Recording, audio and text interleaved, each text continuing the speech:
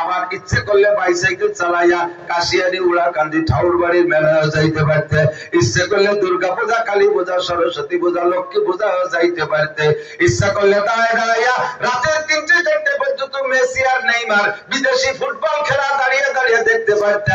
সবই আমি তোমারে ট্রাই করেছি বান্দা। এই যৌবনকালটাকে তুমি কোন দিকে বেশি কাটাইছো একটু জবাব দিয়ে যাও। আমার বিশ্বাস আল্লাহ পাক যদি কেউকে জিজ্ঞাসা করে জবাব দিয়ে কেউ এড়ায় যেতে পারবো না। কতক্ষণ সিদ্দিকা আয়েশা রাদিয়াল্লাহু তাআলা আনহা নবী পাককে জিজ্ঞেস করেন, ইয়া রাসূলুল্লাহ, ইয়া রাসূলুল্লাহ, হে আল্লাহর নবী, আনহাসাবু, আমাদেরকে হিসাব দিতে হবে, আমরাও কি হিসাবে আটকে যাব, আমরাও কি বিপদের সম্মুখীন হতে পারি? হুজুর বলেন, আয়েশা রে, আল্লাহ যদি কেউ একবার অ্যারেস্ট করে, আটক করে, হিসাবের কাঠগড়ায় দাঁড় করে, মানে হুসিবা নুকিসা, যেই হিসাবের কাঠগড়ায় দাঁড়াবে সেই বিপদে পড়ে যাবে। নবী রাসূলরা পর্যন্ত হিসাবকে ভয় পায়, তারা ইয়া নাফসি বলে চিৎকার মারতে থাকবে। কোন আলেম উলামা পীর মাশায়েখ জুরআতের সাথে বাহাদুরির সাথে বলতে পারবে না আমি হিসাবে পার হয়ে যাব। আল্লামা আনোয়ার শাহ কাশ্মীরি রহমাতুল্লাহ আলাইহি, আমার সদস্য হুজুর রহমাতুল্লাহ আলাইহির উস্তাদ, এমন করে হাজার হাজার লক্ষ লক্ষ বিজ্ঞ পীর মাশায়েখদের উস্তাদ। 500 বছরের ভিতরে পৃথিবীর মধ্যে আনোয়ার শাহ কাশ্মীরির মতো যোগ্য আলেম দুনিয়ায় জন্ম নেয় নাই। এত বড় আলেম আর এত বড় শাইখুল হাদিস, উনি পর্যন্ত বলেন আল্লাহ পাক রব্বুল আলামিন, আল্লাহ পাক রব্বুল আলামিন আমাকে যে কোনো আমলের ব্যাপারে অ্যাটাক করে বসতে পারে, হিসাব নিয়ে বসতে পারে, তবে আমি একটা গুনার ব্যাপারে নিজের উপরে নিজে আত্মবিশ্বাস রাখি, একটা গুনার ব্যাপারে আল্লাহ পাক আমাকে ওই গুনায় আটকাবে না ইনশাআল্লাহ। সেই গুনাহটা হলো আমাকে গীবতের গুনায় আটকাইতে পারবে না। আটকাইতে পারবে না মানে আটকাবে না। উনার বুঝবতে, উনার জানা মতে উনি বলেন, আমি সাবালিগ হওয়ার পর থেকে আজকে পর্যন্ত কাহারও গীবত করি নাই। আছেন কোন মানুষ গীবতের থেকে মুখ বুঝতে পারবেন যে কাহারও গীবত কখনো করেন নাই? আমাদের সমাজে গীবত হইছে এখন গীবতের মতো। কতক্ষণ আলু ভর্তার সাথে একটু ঘি মাখায় নিলে যেমন খালি খাইতে মনে চায়, গিরান লাগে, আর খালি খাইতে মনে চায়, আর পিছনে কোনো তরকারি আছে নাকি তা মনেই চায় না। তেমনি মজলিসে যদি কেউ গীবতের আলোচনা করে, কেউ সব গীবত পর্যন্ত সমালোচনা করে, তাহলে বলতেও ভালো লাগে, শুনতেও ভালো লাগে। গীবতের বক্তা যদি কিছুক্ষণ গীবত করে থামিয়ে যায়, একটা গীবতের গল্প করতে যে কিছুক্ষণ পরে থামিয়ে গেছে অন্যদিক, পরে স্রোত তারা গুছি যায়, শেষে চুপ তো করলি নিয়ে কতক্ষণ, তারপরে কি হলো তা তো করলি নিয়ে। এই গীবত বলতেও ভালো লাগে, শুনতেও ভালো লাগে। আমার ব্যক্তি জীবনে আমি কোনো ব্যাপারে গ্যারান্টি দিতে পারি না যে এই জায়গায় আমার গুনাহ নাই। কেউ বলতে পারবো না যে মিথ্যা কথা বলি নাই। কতক্ষণ বলছি নাকি কোনো মনে নাই। নগর কান্দা সালতা ফরিদপুর একটা কবিরাজ ছিল, সাবের কবিরাজ। এই সাবের কবিরাজ আসালত, ওর একটা কারামতি ছিল। আমি নিজেই 100 রোগীদের ট্রাই করছি, দূর দূর যত দূর হোক, সাপে কাটা রোগীর নাম বলে ওনার কাছে ফোনে ধরাই দিলে উনি মোবাইলের মাধ্যমে চিকিৎসা করে। আমার নোয়া বোনকে সাপে, গুপ্পু সাপে কামড়াইয়া ঝুলিয়ে রয়েছে, এরপরে সাপরে মারি তার দাঁতের ছুটেরও লাগছে, সবুজ হয়ে গেছে অল্পক্ষণের ভিতরে। ফোন দিছে আসালত ভাইয়ের কাছে, আসালত ভাই ফোন ধরে কয়, হুজুর রোগী আছে, এখনো আছে। ওর কানের দ্বারে মোবাইল ধরে, কানের দ্বারে মোবাইল ধরলাম, লাউড দিয়ে জোরে জোরে কয়েকবার দুরুদে ইব্রাহিমি পড়ে কয় পিঠে 3টে থাবা দেন। 3টে থাবা দিছি, আমার বোন হুশ হয়ে সজাগ হয়ে গেছে, আর কোনো ডোর মোর কিছু নেই, সব খুলে দেন। এরপরে ওর মায়েরে কামড়াইছে, আমার বোনের মেয়েরে, তারও ওইভাবে চিকিৎসা। নোয়াখালীর এক রোগী এলাকায় 3 দিন পর্যন্ত উজারা তদবির করছে, এরপরে নিয়েছে ঢাকা মেডিকেলে। ঢাকা মেডিকেলে 3 দিন রেখে সব ডাক্তাররা চিকিৎসা করার পরে তারা ডেট বলে ঘোষণা দিয়েছে। এর মধ্যে আমার কাছে খবর আসছে, হুজুর আপনার নাকি এরকম একটা কবিরাজের সন্ধান আছে। আমি সাথে সাথে জানাই দিলাম। উনি ফোন ধরে হ্যাঁ রোগী আছে, এখন আছে, বাইসি আছে, অথচ ডাক্তাররা কইছে যে মাটি দিত। তো ডাক্তারদের সামনে ওই ফোন ধরে বলতেছে যে হ্যাঁ রোগী আছে। তখন ডাক্তার আশ্চর্য, কি কয় কম্পিউটারে কয় নাই। তো ওই কানের কাছে মোবাইল ধরে এই নগর কান্দা বসিয়া 3 বার দুরূদ শরীফ পড়ে পিঠে একটা থাবা দেন। একটা থাবা দিয়েছে, একটু নড়িয়ে উঠছে, সাথে সাথে ডাক্তাররাও নড়িয়ে উঠছে। ঘটনা কি? 22-23 জন ডাক্তার ওনার নাম্বার নিয়ে রাখছে, সব মেডিকেল ফেল। কোন কারামতিতে চিকিৎসা করে আল্লাহ ভালো জানে। এটা অত্যন্ত বড় খেদমত না? আমি পরে একদিন আসালত বাইরে বলতেছি, ভাই কিনা আগে মরে কিনা বুঝতেছি, একটা লোককে শিখিয়ে দিয়ে যাবো। দেখেন আপনিও খোঁজাখুঁজির মধ্যে রাখেন, লোকটার ভিতরে যোগ্যতা থাকতে হবে। আর যা করুক আর না করুক, বিগত সাবালেগ হওয়ার পরের থেকে আজকে পর্যন্ত মিথ্যে কথা কই নাই, আর সামনে কোনোদিন কবে না। আমি বলি যে সামনেরটা গ্যারান্টি দিতে পারি, পিছনে কই নেই তা তো করতে পারতেছি না। কায়দায় বেকায়দায় প্রয়োজনে অপ্রয়োজনে বলাই তো কিছু লাগছে। আমি বললাম যে তাতে আমি ফেল, এমনি তালাশ করতে যাবো কান্তারে, আমি নিজেই ফেল।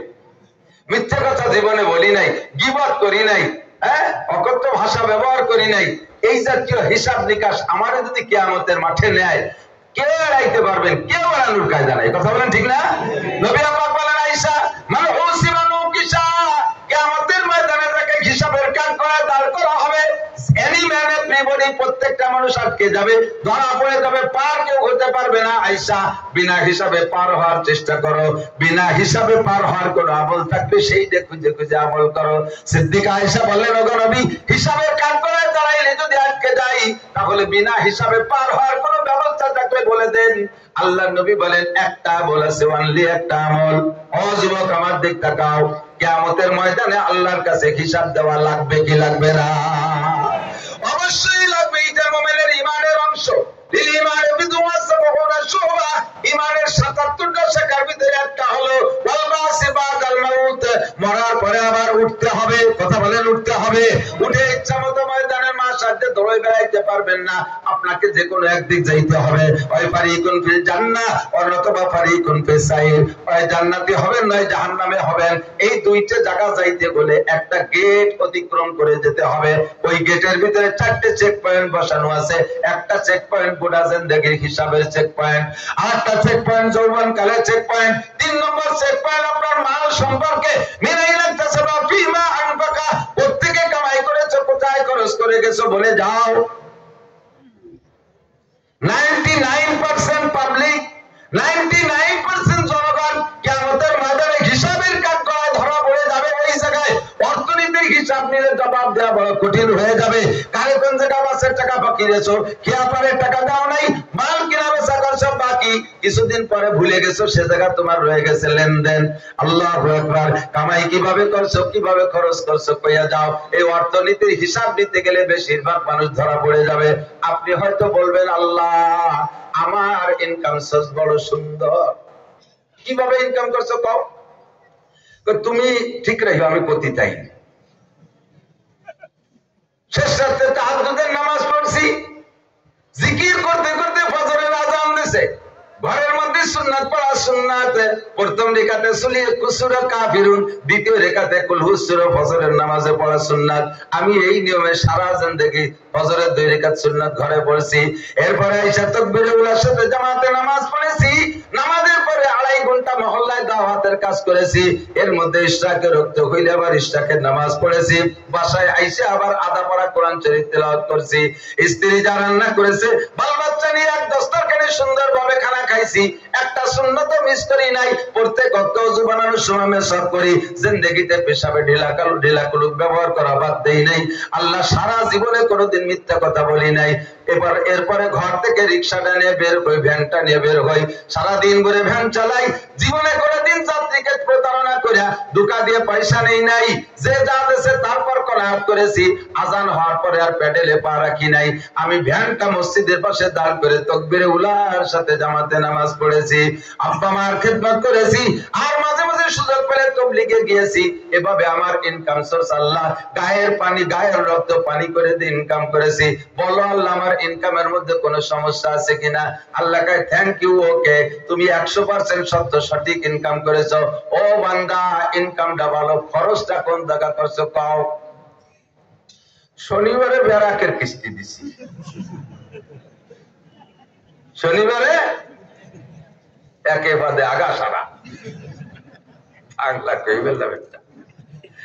শনিবারে ব্যারাকের কিস্তি দিছি, গ্রামীণ ব্যাংক অ্যাডামস কারিতাস বিআরডিবি স্বনির্ভর জাগরণী চক্র আশা পুরস্কার গ্রামীণ ব্যাংক যে কটা ছিল বিরাইডার সাথে আমার সমিতির লেনদেন ছিল সারা সপ্তাহ ভরে কামাই করে ওই জায়গা ঢেলে তুইছি আল্লাহর পিঠে সালা বান্ধা নইলে শস্যের তেল মাখাও খুজুহু ফাগুল্লু দাঁড়া এক কদম হাঁটবি না ধরছে এইটারে তোর ডাকা আল্লাহ আমার কামাই সম্পর্কে শুনিয়ে নে পরে খরচ কোথায় করতে তুমি শুনিয়ে আশ্চর্য হয়ে যাবা কি যে কি হয়েছিস বাড়ির কাছে মসজিদে 30 লাখ টাকা দিছি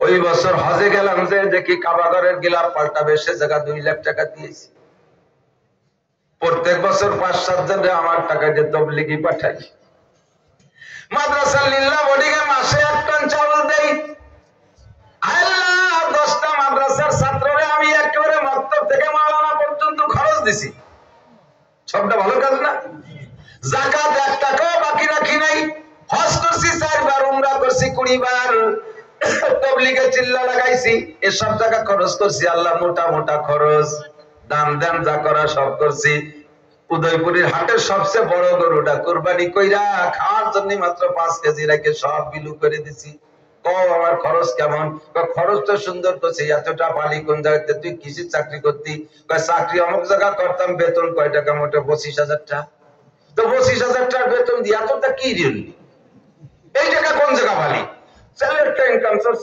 রাস্তায় দাঁড়ায় ট্রাকের সাথে একটু মুসাফা করে পকেটে দিতাম এলজিডিতে চাকরি করছি সেটেলমেন্টে চাকরি করছি ও জায়গা ভিন্ন একটা হাদিয়া আছে আল্লাহকে হাদিয়া ঘাদিয়া খাইছো খরচ যদিও ভালো ইনকাম ভালো না তুমিও পিঠে তেল মাখাও নইলে সালা বান্ধ তোমায় অ্যারেস্ট হয়ে যাবা দোস্তরে মিন আইন ইকতাসাবা ফিমা আনফাকা প্রত্যেকে কামাই করেছো কোথায় খরচ করেছো জবাব দেওয়া লাগবে কি লাগবে না কার জন্য কামাই করেন আর কার জন্য রেখে যান অনেকে আছে আন্তর্জাতিক খ্যাতি সম্পন্ন কিনপিন সারা জীবন কামাই করে ভালো একটা লুঙ্গি কিনে পরে না আছে না সারা জীবন কামাই করে ভালো একটা মাছ কিনে খায় না হাটে যায় বাজারে একেবারে বেলা ডোবে ডোবে ওই সময় সব ভালো মাছ কেনাবে সাতরি তরকারি চাল ওই সময় 8 কুড়োনোর মতো যা পারে তাই কুড়োই নিয়ে আসে পয়সা খরচ হওয়ার ভয়তে আগাটা ভালো মাল কিনতে যায় না জীবনে ভালো একখান খাটে ঘুমায় না ভালো একটা বিছানার চাদর বিছাইয়া শোয় না ভালো একটা ল্যাব পোশাকের মধ্যে শোয় না এমন একটা ল্যাব বাপেরা মূলে পাইছে তার মধ্যে ম্যাগের মতো হয়ে গেছে ল্যাব তুলো সরিয়ে ডুব দিলি যাই জন্য আকাশে ম্যাগজন তাকায় তাকায় খাবলা ওইরকম তার মধ্যে ছাগলের গন্ধ এর মধ্যে জীবনটা কাটাইয়া 10 বিঘে 20 বিঘে জমি করে চলে গেলে না দিলে 1 টাকা যাকাত না দিলে কুরবানি না করলে হজ আর উমরা না জীবনে প্রতি কিছু দিলে শেখ সাদি রহমাতুল্লাহ আলাইহি বলেন নিকবতাকে খুদ্দ কেস বদবতাকে মুর্দ হেস ও আন্তর্জাতিক খ্যাতি সম্পন্ন কিরপিন ভাগ্যবান ওই লোকটা যে কোরআন করে খেয়ে গেল আর আল্লাহর রাস্তায় দান করে গেল ওই যে হলো ভাগ্যবান আর বদবক্তাকে মুর্দহেস আর কপালগুলো সে সারা জীবন ভরে রক্ত পানি করে কামাই করলো কিন্তু খেয়েও গেল না আর সব দুনিয়ায় রেখে গেল মরার 4 দিন পরে থেকে দেখবা শিয়াল কুত্তর কামড়া কামড়ি কারে ঠিক না মিনাই রাখতে দেবো ফিমা আনফাকা 4 নম্বর হলো এই যে সবচাইতে বড় কঠিন মাযা আমিলা বিমা আলিমা হে মাওলানা নাসির সারা জীবন কিতাবাদি পড়ে কতটুকু আমল করেছো মাওলানা হাফিজুর রহমান সারা জীবন কিতাবাদি পড়ে কতটুকু আমল করেছো হে শ্রোতা বিন্দু তোমরা বক্তাদের কাছ থেকে কোনো কিছু জানতে বাকি রাখো নাই 10 বছর 20 বছর এই ময়দানে বসবাস শুনতেছেন আশেপাশে 10টা 20টা মাহফিল শুনেন সারা বাংলাদেশের সব বক্তারা যা জানে প্রত্যেক শ্রোতা তাই জানে বক্তারা যার যার ইলমের মালিক আর আপনারা 10-20 জন বক্তাদের বয়ান শুনতে শুনতে সব শিখে ফেলাইছেন নামাজ কালাম ওযু গোসল কিছুই আপনারা জানতে বাকি নাই জানা সব হয়ে গেছে তদ অনুযায়ী আমল করছো কতটুকু বান্দা কইয়া যাও 4টি ইমিগ্রেশন হবে সিদ্দিকা আয়েশা বলেন ওগো নবী এই 4 প্রশ্নের জবাব দিয়ে তো আটকে যাব দিতে পারবো না বিনা হিসাবে পার হওয়ার কোনো ব্যবস্থা আছে কিনা আপনারাও সাক্ষী দেন যদি বিনা হিসাবে পার হওয়ার কোনো ব্যবস্থা থাকে সেইটা ভালো কিনা দরকার আছে না নাই আমি কি বলবো বিনা হিসাবে সহজে বিনা হিসাবে পার হবেন 4 ইমিগ্রেশনে আটকা খাবেন না 4টে চেকপোস্টে ধরা খাবেন না এমন একটা আমল আমার কাছে জানা আছে সিদ্দিকা আয়েশা নবীর কাছ থেকে শুনে নিয়েছেন আমি কি আমলটার কথা বলবো বললে কি নিতে রাজি আছেন নবী পাক কেমন করে জিজ্ঞেস করতেন, মাইয়া আমালু বিহিন্না আও ইয়াল্লিমু মাইয়া আমালু বিহিন্না, আমি যে আমলটা করব নিজে আমল করবা আর অন্যকে শেখাই দেবা যাতে তারা আমল করে। এই কথাটা নিজে আমল করবেন। আর এক যখন বিশেষ করে চার দোকানে যখন বসেন, আমাদের দেশে চার দোকান তো যথেষ্ট আছে আলহামদুলিল্লাহ, চার দোকানের নাম রাখছে আমি মিনি সংসদ ভবন। ওই জায়গায় বসে রাজনীতি যা আলোচনা হয়, ডক্টর ইউনূস বা আগের সরকাররা যারা ছিল, ভবিষ্যতে যারা আসবে, তারা ওই চার দোকানের পরামর্শ অনুযায়ী দেশ চালায়। এমন বাগা বাগা পণ্ডিত ওই জায়গা, কৃষির মন্ত্রী বুদ্ধির সামনে, মন্ত্রীকেও সমালোচনা করে, প্রেসিডেন্ট প্রধানমন্ত্রী বল, তিন বুদ্ধিজীবী বৈশা, হাসিনের কোন বুদ্ধি নাই। আর খালেদা জিয়াতে ইয়ারি মূর্খ, লেখাপড়া জানে না, 7.5 পাস। আর এই 7 নুসু তিন নেতা, তিন সময়, তোরা তিনজন কি এরকম, আমি ভ্যান চালাই, ও কোদাল কোহায় আর ও মাছ বেছে, তিন পণ্ডিত বসে রাজা বাচ্চার সমালোচনা। এই চার দোকানে বসে পচা রাজনীতিবাদ। আজকে থেকে আমলটার কথা আলোচনা ওখানে করবো, রাজি আছি তো ইনশাআল্লাহ। আল্লাহ নবী বলেন বিনা হিসেবে পার হওয়ার জন্য একটা আমল, মান হাফাযা আলাস সালাওয়াত আকরামাহুল্লাহু বিখামসি খিসাল, যেই ব্যক্তি 5 ওয়াক্ত নামাজকে সঠিকভাবে সুন্দরভাবে নিয়মতান্ত্রিক ভাবে পড়বে, ওই লোকটারে আল্লাহ 5টি পুরস্কার দেবে। জোরে বলেন কয়টি? বহুবার শুনেছেন, মুখস্থ হয়ে গেছে, এখন আর শুনতে ভালো লাগে না, চর্বিত চর্বণ মনে হয়, কিন্তু তরতিবে এসে গেছে। বিনা হিসাবে পার হওয়ার ব্যবস্থা আমি বলে যাই দোস্ত। 5টা পুরস্কারের 1 নম্বর পুরস্কার হলো ইউরফা আনহু যিকুল আইশ, ওই লোকটাকে আল্লাহ তাআলা দুনিয়ায় কোনোদিন রিজিকের অভাব দেয় না। আল্লাহু আকবার। যে রিজিকের ধান্দায় তুমি নামাজ পড়তে পারো না, এই নামাজ পড়ো না কেন? কই মলম ভেঙে দিছিলাম আসরের সময়, তুমি নামাজ পড়ো নাই কেন? নামাজ পড়তে যাবো, আজান দিছি, এর মধ্যে এক ঝাঁক কাস্টমার আইছে, দোকানদার এই কিনা বেচা করতে করতে কোন পাকে আসর চলে গেছে, টের পাই নাই। তুমি নামাজ পড়ো নাই কেন?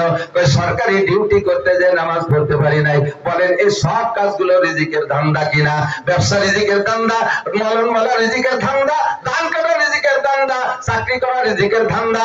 এই রিজিকের ধান্দায় তুমি নামাজ পড়তে পারো নাই। আর আমার নবী বলেন তুমি যদি নিয়মতান্ত্রিক ভাবে নামাজ পড়ো, আল্লাহ পাক তোমার রুজিতে বরকত বাড়াইয়া দিবে।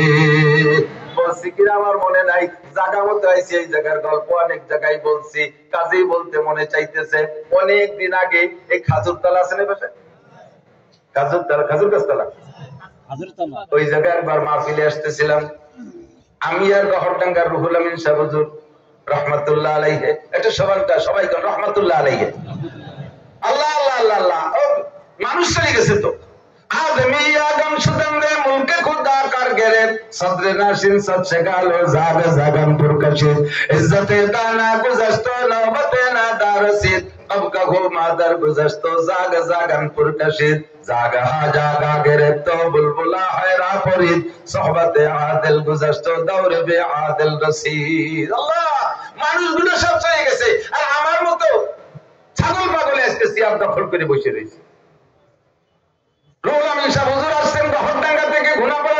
আমি লক্ষ্মীবাসা পড়াই, আমি আসছি লোহাগাড়া থেকে গুনাপাড়ার মোড়ে, দুইজনে ওখান থেকে ওখানে বাসে নাইমা এরপরে ভ্যানে আসতেছিলাম। সেই ভ্যানওয়ালা আছে না মারা গেছে, এটা এলাকার না কোন এলাকার তা আমার জানা নাই। আল্লাহু আকবার। ভ্যানে করে আসতেছি, মোল্লার কুল আসলে ওখানে আসতে মাগরিবের আজান দিছে। ভ্যানওয়ালারে আমরা বললাম মসজিদের কাছে নাও, নামাজ পড়লাম মসজিদে যাইয়া। জামাতে নামাজ, ইমাম সাহেব রুহুল আমিন সাহেবরে দেখে হুজুর আজকের নামাজটা আপনি পড়ান। হুজুরের যে মজাদার কণ্ঠ, নামাজের সেই কিরাত যেন আমার এখনো কানে ভাসতেছে। আমি নামাজের মধ্যে কান্দে দিছি কোদালের হুজুরের কিরাত শুনে।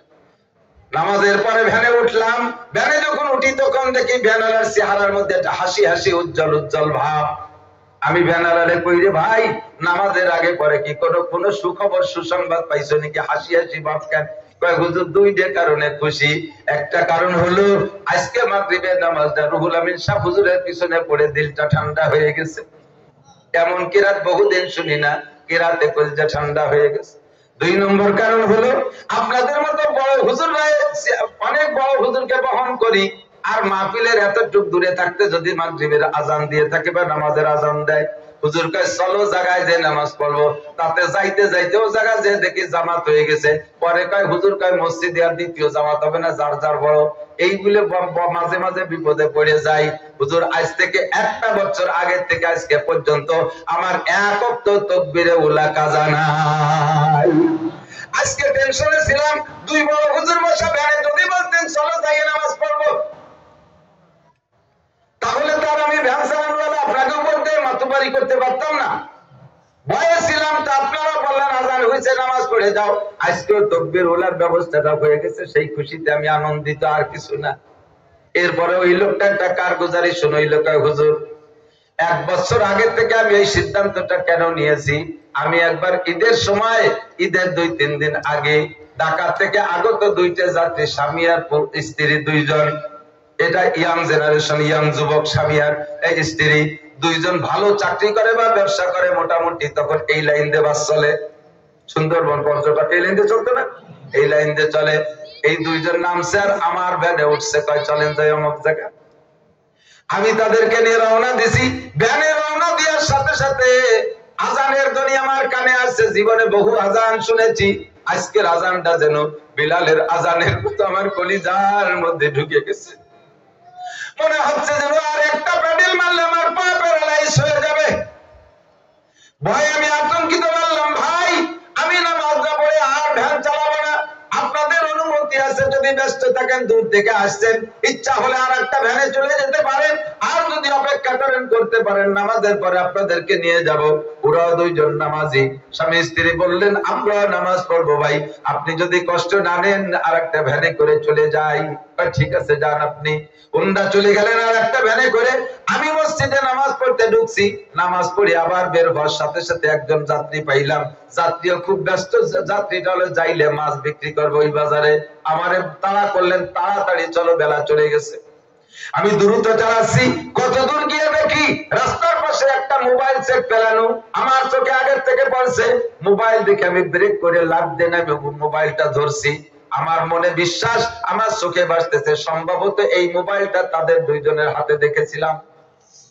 আমি চট করে মোবাইলটা উঠাইছি, সে সময় মোবাইল হতে অ্যাভেলেবেল না, 70-80 হাজার টাকা ছিল সিমের দাম। মোবাইলটা আমি হাতে নেওয়ার সাথে সাথে জেলে কয় আমার কাছে দেন, প্যাকেট করে মাছের ডালার মধ্যে থুয়ে দিই।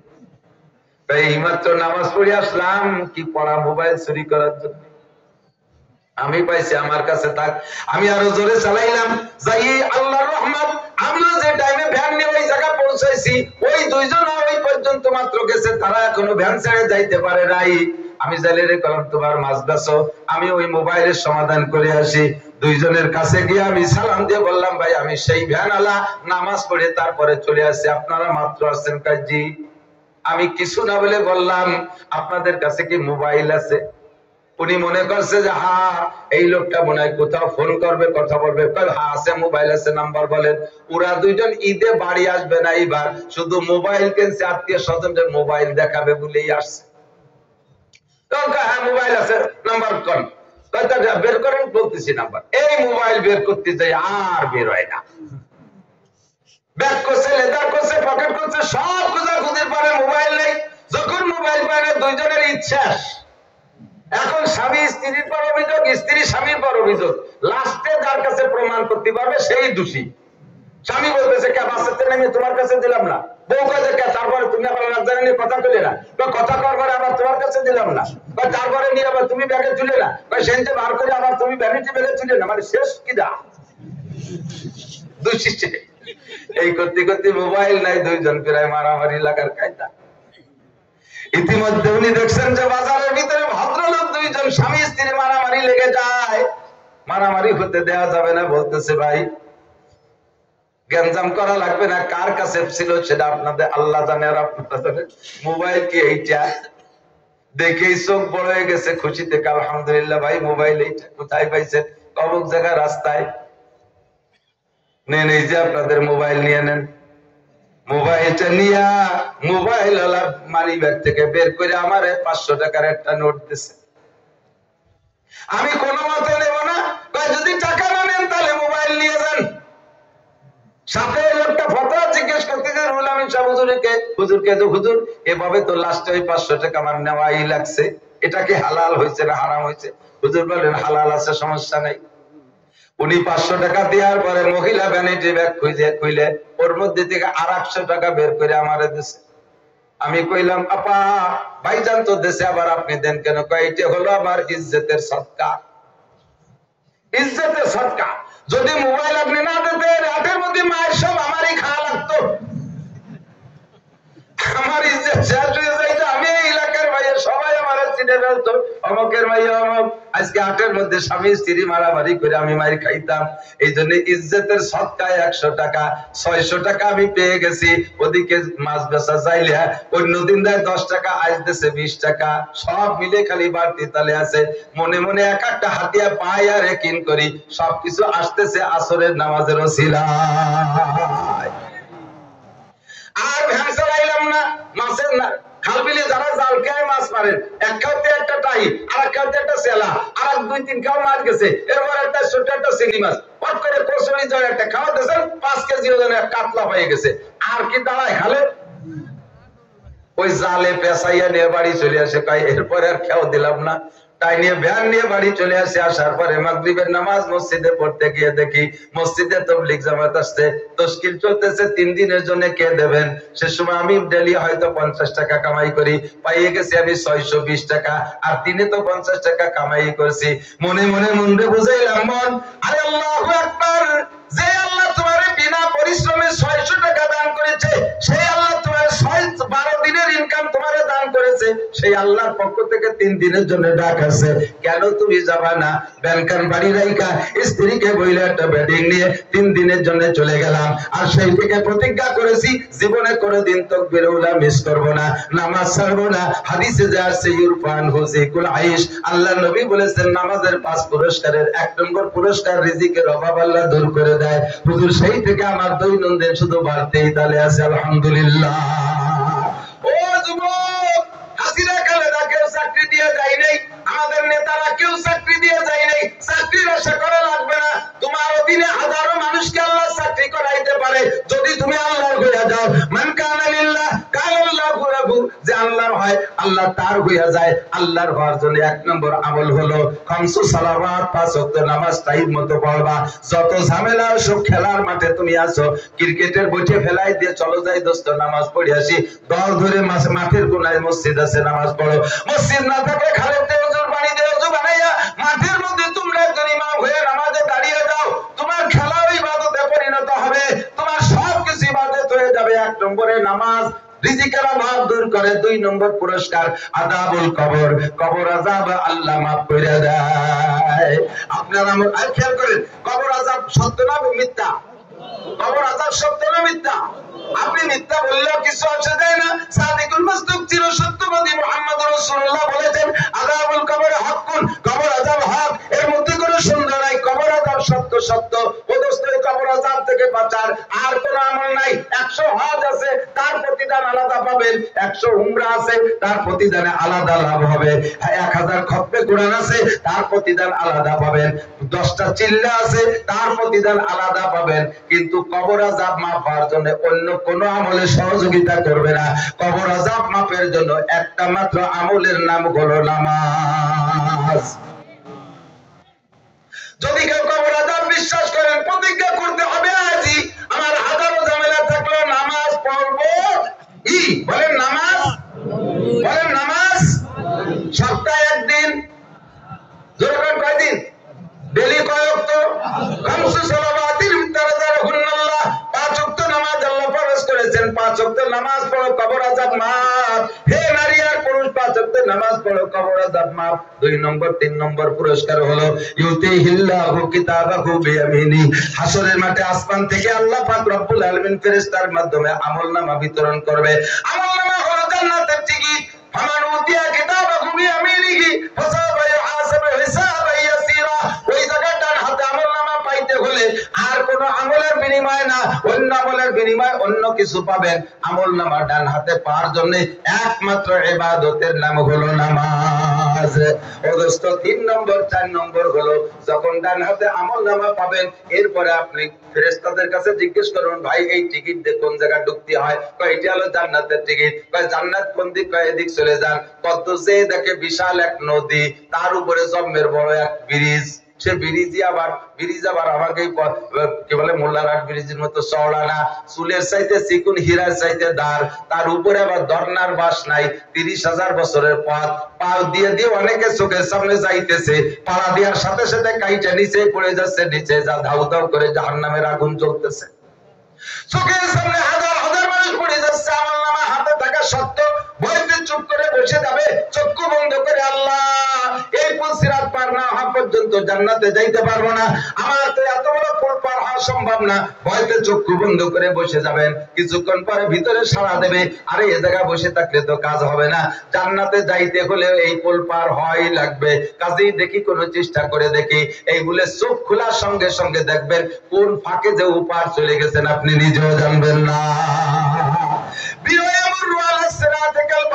এই বিদ্যুৎ গতিতে পুল সিরাত পার হলো পার যার আর কোন আমল নাই হাজারখানি হজ আছে উমরা আছে তাতে অন্য পুরস্কার পাবেন হাজারখানি খতমে কোরআন আছে তাতে অন্য পুরস্কার পাবেন 10 বছর নফল রোজা আছে তাতে অন্য পুরস্কার পাবেন পুল সিরাত পার হওয়ার কাজে সেগুলো লাগবে না ও জায়গা পার হইতে হলে একমাত্র 5 ওয়াক্ত নামাজ আমার বাপু ভাই স্বীকার করেন তাহলে নামাজ পড়া লাগবে কি লাগবে না প্রস্তুত আছি সবাই নামাজ পড়বো আল্লাহ আমাদেরকে তৌফিক দান করে বলেন আমিন 4 নম্বরে এবার সেইটার দ্বারে চলে যাই সিদ্দিকা আয়েশা বলেছিলেন হুজুর বিনা হিসাবে জান্নাতে যাওয়ার কি ব্যবস্থা হুজুর বলেন একটা ব্যবস্থা হলো ওই আমরু আলা সিরাতে কালবাদ 5 ওয়াক্ত নামাজের 5 নম্বর পুরস্কার হলো বিনা হিসাবে জান্নাতে চলিয়া যাওয়া আল্লাহু আকবার এই বিনা হিসাবে যদি হিসাব দিয়ে যাইতে হয় সাইড ইমিগ্রেশন মনে আছে ওই জায়গা পার হইতে পারবেন না যত বড় নেতা হন না কেন আমি বিএনপির মোটা নেতা আমি আওয়ামী লীগের মাঝারি নেতা মোটা নেতা কোন নেতায় কারণ নেতারে বাড়ায় তেনা তেনা বাড়ায় থাকবে তেনা বুঝুন তো নেকড়া তেনা সিরা তেনা বাড়ি ঠেলায় বাসায় কাপড়তে এমনি থাকবে না সবাই উঠবেন হোপাতান উড়াতান করলাম ল্যাংটা হয়ে খাতনাবিহীন উঠবেন পায়েও কিছু থাকবে না ল্যাংটা হয়ে উঠবেন আলগা বাসায় বাড়ি এনে এদিক ওদিক যাবে না পিছিয়ে তেনা বানায় ফেলবে ও জায়গা কোনো নেতৃত্বের কাম হবে না নেতা হওয়ার যাই হও না কেন ও দোস্ত যুবক সর্বশ্রেণীর মানুষ নামাজটাকে রেডি রাখতে হবে বলেন নামাজ সামনে নির্বাচন নেতারা নামাজ এই সময় একটু বেশি পড়বে এক আসরের নামাজে 3-4 বার পড়বে কারণ যে মসজিদে নামাজ পড়ছে ওই মসজিদের মুসল্লিরা জানে আমাকে নেতা নামাজ পড়লো আর এক জায়গায় যে ভোট আছে তারা তো জানে না জরুরি নামাজ পড়ছে এই জন্য তাদের সাথে সাথীদেরকে এতটা কথা বলতে থাক আমি নামাজটা শিখিয়েছি অথচ বড়িয়েছে আসরের নামাজের টোকা মসজিদে তার মানে এরাও জানুক জরুরি নামাজ পড়ে আর মসজিদে যে নামাজ পড়ে এই জায়গায় যে নামাজের কৌশল আছে প্রথম যাইয়ে তকবীরে ওলা ধরবে না ইচ্ছাকৃত ভাবে এক রেখাত ফেল করবে আর এক রেখাত ফেল করার পর পিছনে কাতারে দল ধরে 10-12 জন গেছে সালাম ফিরানো করে দাঁড়ায় গেছে সবাইকে তো নমস্কার ও এবার নির্বাচন নামাজ ভোট দিতে হবে দোষ খালি যত দোষ নন্দগঞ্জ মৌলভীরা ধর্ম ব্যবসা আরে ধর্ম ব্যবসা নির্বাচন আসলে তোমরা বেশি করো কথা বলে না কেন এই নির্বাচনের সময় তুমি মাথায় দিয়ে ঘুরিয়ে ঘুরিয়ে বসছো আমরা চিনি না কোন চাষিবা কোন সালুন খাস সব চাষিরাই চিনি তাহলে নামাজ আমার লাগবে কি লাগবে না কথা বলেন 5 ওয়াক্ত নামাজ বিনা হিসাবে পার হবেন এবার হিসাব নিকাশ করে ধরে সাফ করে আল্লাহ তাআলা 2 দিক ভাগ করে দেবে ফারিকুন বিল জান্নাহ এক দলকে হিসাবে যদি জিতে যায় তারা জান্নাতি আর যে দল হারিয়ে যাবে তারাই বামপন্থীদের সাথে জাহান্নামী এই যে মাঠটা দেখতেছেন 2 লাইনে খুঁটি না দুই দিক ডান পাশে জান্নাতীরা বাম পাশে জাহান্নাম ভাই না আপনার কি করছেন হাসরের মাঠে জান্নাত জাহান্নাম এভাবে ভাগ হবে একদিকে জান্নাত একদিকে জাহান্নাম মাঝখানে খানিক জায়গা থাকবে এর নাম হবে no man's land no man's land মানে আরাব আরবিতে বলে আরাব কোরআন শরীফে যেটা শুরু আছে আরাব ইন্ডিয়ার বর্ডারের কাছে যাবেন দেখবেন খানিক জায়গা আছে 20-30 জায়গা এইটুক ভারতেরও না বাংলাদেশেরও না এইরকম প্রত্যেক 2 দেশের মাঝখানে এই জায়গাটার নাম ইংরেজিতে নো ম্যানস ল্যান্ড মানে এই জমিটা কোনো মানুষের না জান্নাত হাসরের মাঠে একটা জায়গা হবে নো ম্যানস ল্যান্ড জান্নাতীরা জান্নাতে আর জাহান্নামীরা জাহান্নামে, মাঝখানে নো ম্যানস ল্যান্ড। এবার জান্নাতীদেরকে আল্লাহ তাআলা আমলের প্রতিদান বুঝিয়ে দেবে। আল্লাহ বেশ তো আসলাম, কত তাইতো করছি, কোনটার জন্য কি বললাম একটু কও দিদি। আল্লাহ কয় যে কোরআন শরীফ পড়ছিস না, এই দালান গুলো হলো কোরআন শরীফের জন্য হইছে। কোন সুবহানাল্লাহ। তুমি যতটুকুর হাফেজ সেই কয় তালা দালান পাবা। যারা খালি আলহামদুলিল্লাহ হাফেজ, এই জীবনে 1 লক্ষ বার আলহামদুলিল্লাহ পড়ছেন, আপনার জান্নাতের ভিতরে 7 তলা বিল্ডিং হবে 1 লক্ষটা। 1000 বার পড়ছেন আলহামদুলিল্লাহ, আর কোন সূরা কালাম জানেন না, শুধু আলহামদুলিল্লাহ পড়ছেন জীবন ভরে, তো যতবার পড়েন অতটা 7 তলা দালান জান্নাতের মধ্যে হয়ে গেছে। আর যারা পুরো কোরআনের আলেম হাফেজ তেলাওয়াত করছেন, জিকির পুরো কোরআন শরীফ 2-5 বার 10 বার 20 বার 1000 বার তেলাওয়াত করছেন, তাদের প্রত্যেকটা বিল্ডিং হবে 6666 তালা। এরকম যত খতম তত দালান। আল্লাহ বলবে এই হলো তোমার তেলাওয়াতের বিনিময়। আল্লাহ আর কিছু কি হলো, আমি ঢুকবো কোন পর্যায়ে? এই যে দেখো মেলা গেট আছে, সবটা দিয়ে তুমি ঢুকবা না। এই জায়গাটা গেট আছে খুব ফার্স্ট ক্লাস গেট, ওই গেটটার নাম হলো বাবে রাইয়ান। বাবে রাইয়ান, ওইটাতে তোমরা ঢুকবা। ওইটা বাবে রাইয়ান কাকে কয়? যত রোজাদাররা আছে তারা ওইটাতে ঢুকবে। এটা শাহী গেট, এটা আলাদা সম্মানের গেট, এটা হলো রোজার বিনিময়। এপাশে এই যে বাগ বাগান, খালি আঙ্গুর, মালটা, বেদানা, নাশপাতি, হাজার হাজার বাগান। আল্লাহ এই বাগান কিসির? যতবার সুবহানাল্লাহ বলছো, আলহামদুলিল্লাহ বলছো, আল্লাহু আকবার বলছো, এই তাসবির বিনিময়ে বাগান তৈরি হয়ে গেছে। সুবহানাল্লাহ।